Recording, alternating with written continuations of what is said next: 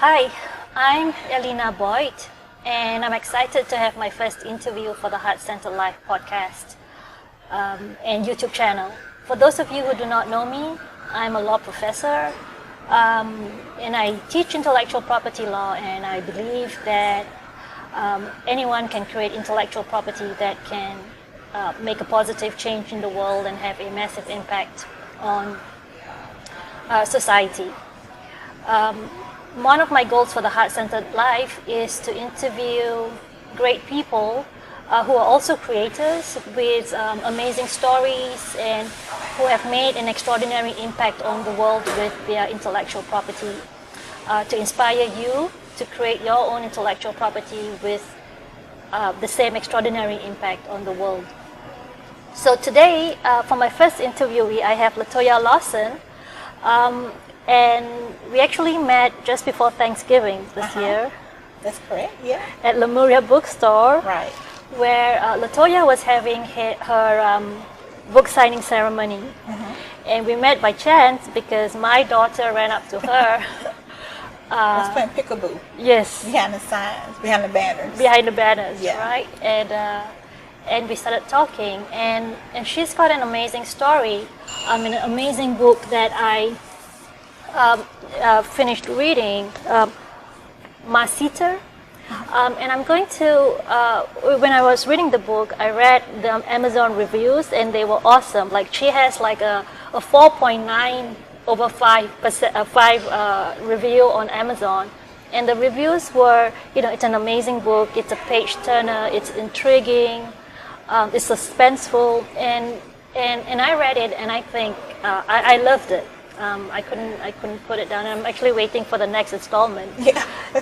So I'll let Latoya tell us about her book and her experiences writing the book. Okay. Basically, my sitter is about a young African American girl, which is Victoria Lewis. She's the main character, and she is basically a single mother who wants a career change and wants a better life for herself and her daughter. So she starts working as a caregiver. And during the process of working as a caregiver, she gets in a complicated situation where the family that she's working for, well, the husband that she's working for, decides... Mr. Lane. Mr. Lane, yeah. Mr. Lane decides that he has other intentions for his wife, which he basically solicits her to help him get away with the murder of his wife. And so Victoria becomes the must-sitter. As you go toward the end of the book, you'll see that this is basically her new career. Right. She's basically like a hitter-sitter. And the ending of this book sets the tone for the next installment. Yes. Right. So at the end of towards the end of the book, Mr. Lane introduces her to two of his friends, Mr. and Mrs. Miss Kelly. Yes. Yeah. And the reason why I laugh is because Miss Kelly is actually the name of a furniture store here in Mississippi. Right. So the thing that I loved about the book is that the characters themselves were intriguing. I think they were really well developed. But there are also so many references to things and places in Mississippi. Right. So one of the things that I found really intriguing is how you actually worked a lot of the the bigotry, the racism, the issues that the Deep South faces with racism and right. the history. And I wanted to give you, I wanted you to talk a little bit about how that found its way into the book. Well, actually,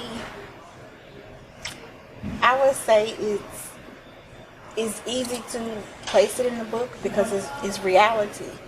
It's the reality of today. Not too long ago, maybe like a month or so ago, I was at a book signing and I was called the N-word a couple of times.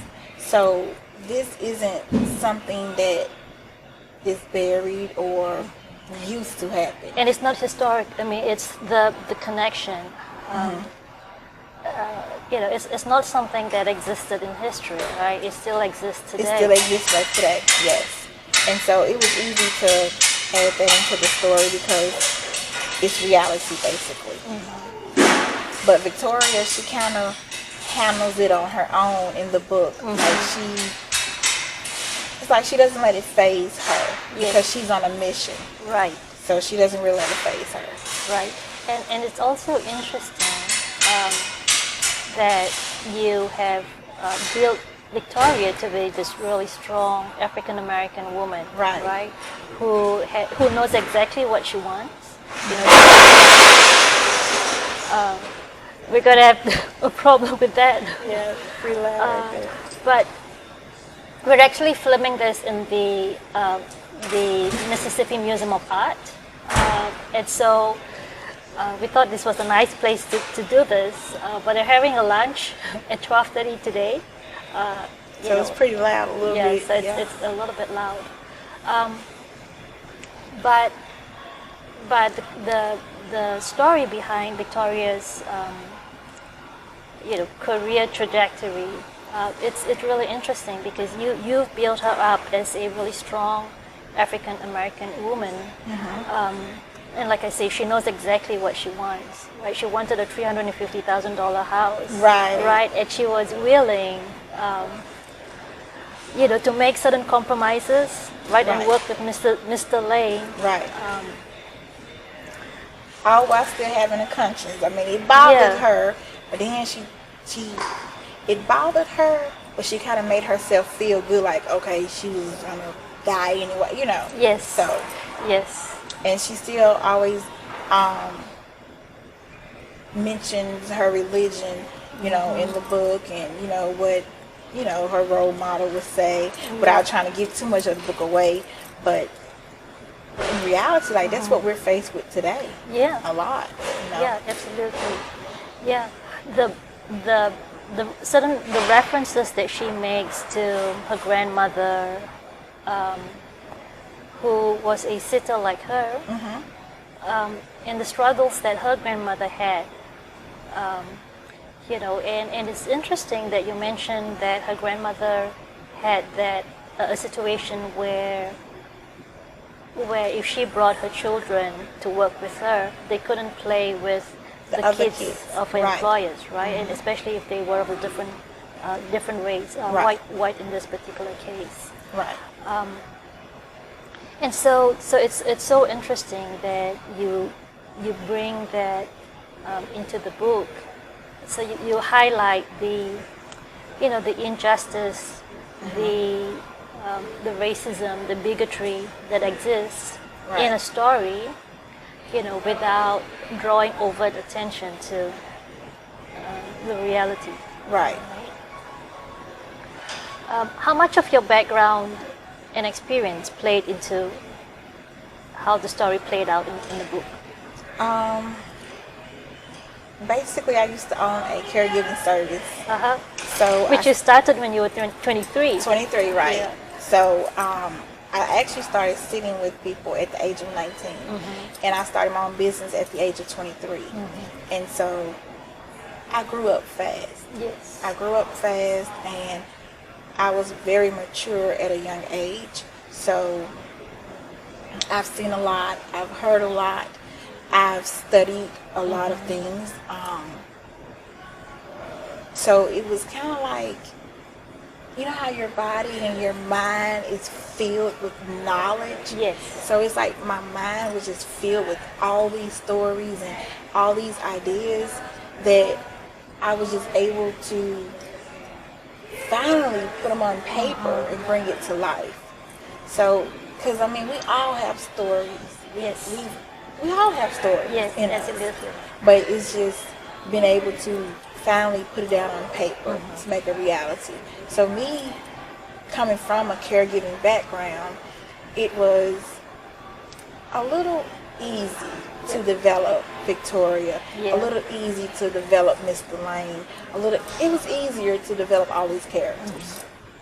I love the way that you talked about everyone having stories, you know, and how this book is really a manifestation of, you know, you talked about things that are going on in you, right? Your experiences and all that. And to me, it takes a lot of courage, you know, to put out your experiences and to put a piece of yourself out there in the world, right? Because once you have Masita on Amazon, people are going to read it and people are going to judge the characters and judge you as a result, because that's how you portray the characters. So it takes a lot of courage. And I'm really interested, and I'm sure the audience would be interested in how you actually found the courage and the motivation to put, you know, a really vulnerable piece of you. You know, every time we write or anytime we put a piece of work out there, there is a lot of vulnerability. You know, how did you find the courage to draw from all of that, you know, and then write a book and then put the book out there? Well, it was something I will have to say I dealt with it for a few years, because like I started writing this book in 2011, and I knew once I published this book, I had to let my business go. You know, I could no longer be a caregiver, because even though the book is fiction, some people will believe that, you know. Exactly. So it's like, okay, I had to make a choice. Yeah. And so. And they might, associate the character Victoria for me. Right. For me. And if they were to hire you, they would think, okay, in the back of their mind, right? What if she's working with my husband to put arsenic in my in my drink, right? Right. Or what if my husband hired her to take me out? Right. Or you know, if you know, why is she in my life, right? Who hired her, right? So, you know, that was a choice I had to make. So I had to step out on faith with that. Like, okay, I'm going to let the business go and go ahead and publish this book and promote it full time.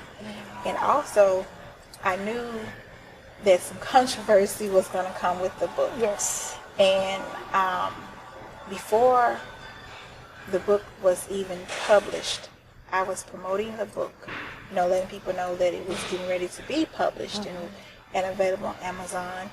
And that's when reality really hit, because I was, you know, being called a racist writer, and people were saying, why do you have to write something like this? Why can't you write something positive? And a lot of people didn't even know what the book was about. Right. They just went by the cover. Right. They just basically seen, you know, African American girl, a lady in the bed, and a white man. Right. So they didn't even really just know what it was about. And so I dealt with that, and my page, my Facebook page, was being reported a lot. I was blocked off my page. That's terrible. So you got a lot of hate. Yeah, I did. From writing the book. And I remember I cried. I cried to my boyfriend. I was like, you know, I don't know if I'm ready to deal with this. You know, this is a lot of stress, you know. And like the comments were, you know, just terrible. But I ended up getting through it, and I was like, we are criticized every day of our life. That's true. Whether I write a book, whether I don't write a book, if I just walk into the grocery store, if I just walk outside, you know, and somebody sees me, I might walk outside with my robe on or my hair not combed, and I'll be criticized. So I had to, you know, basically tell myself, like, regardless of what you do, you're going to be criticized. So only difference is now you're criticized in the public's eye. Right, because of something you did. Right. So once I got over that, now it doesn't bother me no more.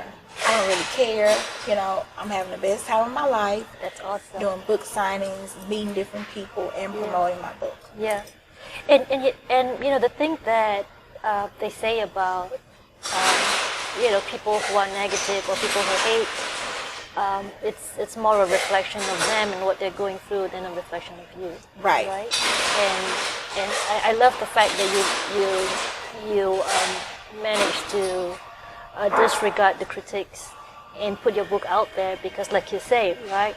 Right. It's better to be criticized for something you do than Right. something that you haven't done. Right. That's really awesome. Right.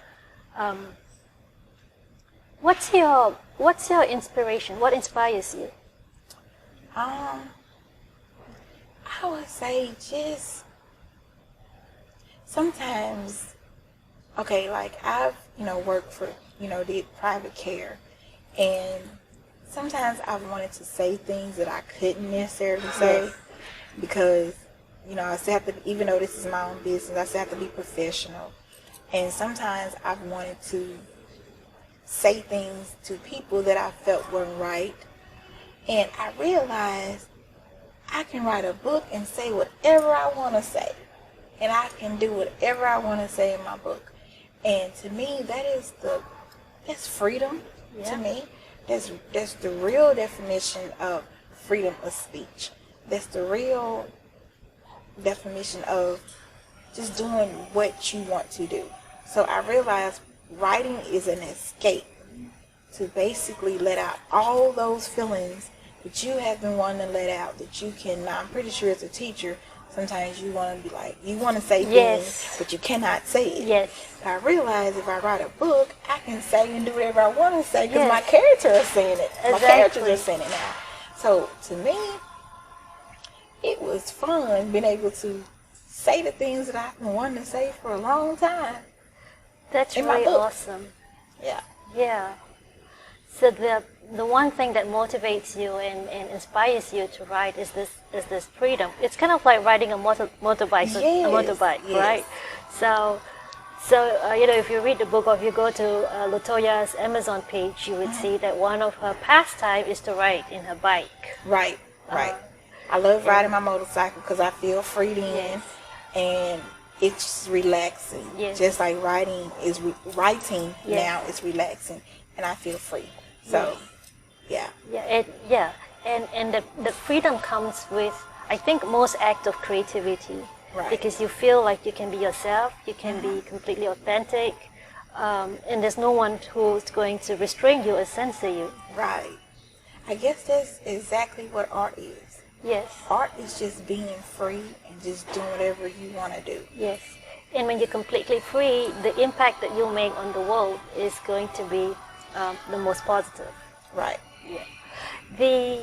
We've talked a little bit about the facing your critiques. But let's shift gear and let's talk a bit about the positive impact that you've had with the book. So it was published in July of this year. And you've been on a variety of speaking engagements, and you've been on book tours and book signing. Talk a little bit about the positive impact that you've had in the world around you, and in your personal life through the book. Okay. I would say for me, it's when people come to the book signing and they come up to the table and they ask, okay, what is this book about? And then I tell them, well, it's a 4-part series about a young African-American woman who starts working as a caregiver for white wealthy families, and they start paying her to kill their loved ones.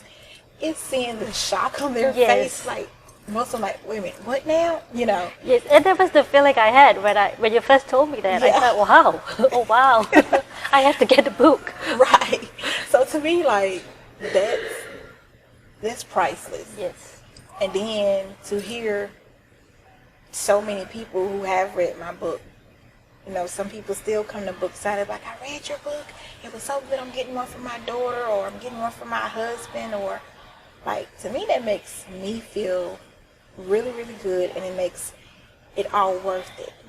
It makes it worth giving up my caregiving service. It makes worth all the sacrifices I've made, doing this full time, and the sleepless nights sitting up writing because I can't go to sleep because I've already written a second book. Oh wow. Yeah, so I've written a second book. So to me, like, that's priceless, and it makes it worth it.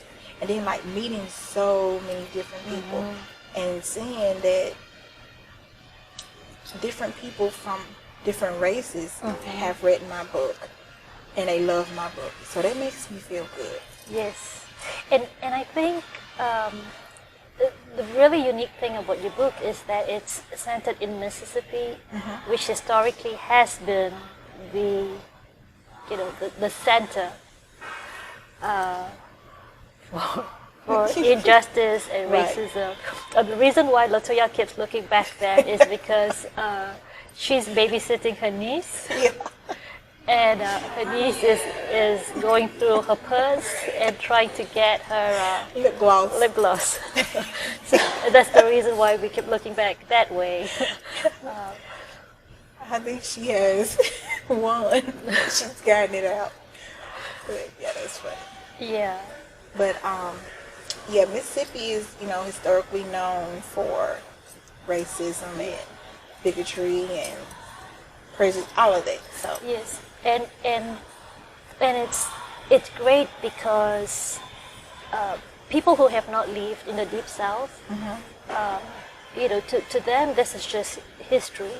Right. This is something that happened in 1875 right, when we signed or when the state ratified the 13th Amendment, right? Right. That abolished slavery. It was 1875, right? I believe it was. 1875, yes. And interestingly enough, Mississippi did not ratify the 13th Amendment until 2013. Right, right. Yes. I remember that. Yes. Yes. And it's so interesting because when you have, when you put that part of you into a book and it circulates worldwide, people have first-hand experience of the Right. racism, the bigotry, the prejudices that actually exist, like even today. Right. And so that really struck me about the book, especially since I didn't grow up in Mississippi, let alone the U.S. I didn't grow up in the U.S.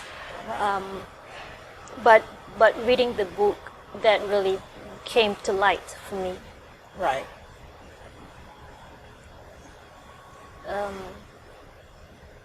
Yeah. So that's one of the great things about being able to put a part of yourself into a book. Right. And then, it talks about it, and then it's kind of like, it shines light on it, and then it kind of moves on, and then it's like, okay, here we go again, Yeah.